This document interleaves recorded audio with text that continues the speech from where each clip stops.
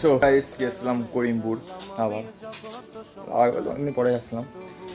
এটা কারখানা, এটা হ্যাঁ, এটা পুরো কারখানা, ফ্রিজের পুরো কারখানা। এখানে আইসক্রিম তৈরি হয় পরে তারা হোলসেলে বিক্রি করে, দাদাকে নিয়ে যায়, সব গাড়ি ফাড়ি করে নিয়ে যায়, কাস্টমার কিনে, ঠিক আছে। আমাদের এত ওয়েস্টার্ন ফ্রিজে কল এসছে, এই তো প্রবলেম হচ্ছে। ফ্রিজ ঠিক আছে, ঠিক আছে, ফ্রিজ চার্জে থাকলে ফ্রিজ ঠিক আছে, কোনো সমস্যা নেই, কিন্তু 2-3 ঘন্টা পরে নিচে বরফ থাকছে আর ওপরে 6 আঙুল 7 আঙুল এই 4-5 ইঞ্চি মতন হয় বলে বরফ গলে যাচ্ছে। এইটাকে এখন মেশিন চালানোও নেই, ঠিক আছে। আমাকে যদি পুরো রাইস দেখতে হয় পুরোপুরি, আমাকে আজকে রাত থাকতে হবে, তারপরে পুরোপুরি সমাধান বুঝতে পারবো। তাও খুলে একবার দেখে নিই, চেক করে নিই কী সমস্যা। এমন কেস একটা আমাকে কল্যাণীতে হয়েছিল, একই প্রবলেম। তো এটা সেন্সারের জন্য হয় সমস্যা। যে সেন্সার থাকে না, যে সেন্সার,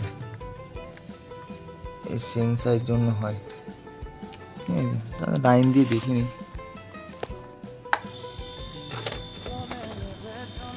এম্পিয়ার শো করছে না কেন? ওটা পাখার এম্পিয়ার শো করবে না, দিতে হবে আমাকে। থার্মোসটা দিলেও হবে।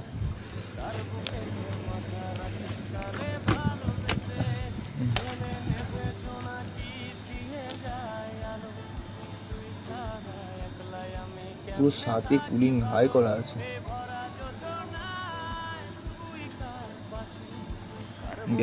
গ্যাসও তো আছে, প্রবলেম তো কিছুই নেই, গ্যাসও আছে, ফিল্টার সব ঠিক আছে। চুকিংও হয়নি মেশিন, 250 নামছে, 250 এমপিও ঠিক আছে। আর প্রবলেম না থাকলে কেউ তো কল দেবে না, তো কথা। কিন্তু এই মেশিনে এখনও ভালো করে চেক করতে গেলে আমাকে 1 ঘন্টা তো বেশি না, মিনিমাম 6-7 ঘন্টা বসতে হবে আমাকে, সম্ভব না আশা করি। বেসিক্যালি এটা থার্মোসে সেন্সার থাকে, ওর জন্য হয়।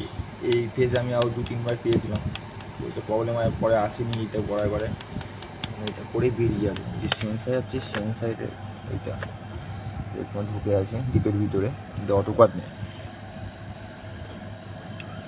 এইগুলো তো গায়ে কলের মেশিন না যে গায়ে কল দিয়ে দেবো দাঁড়িয়ে যাবে। তো এটাকে এখন একটাই উপায় আছে, সেন্সারকে হালকা কিছু আঙুল বের করে দেবো, এই যে 4 আঙুল মতন বের করে দিলাম, ঠিক আছে।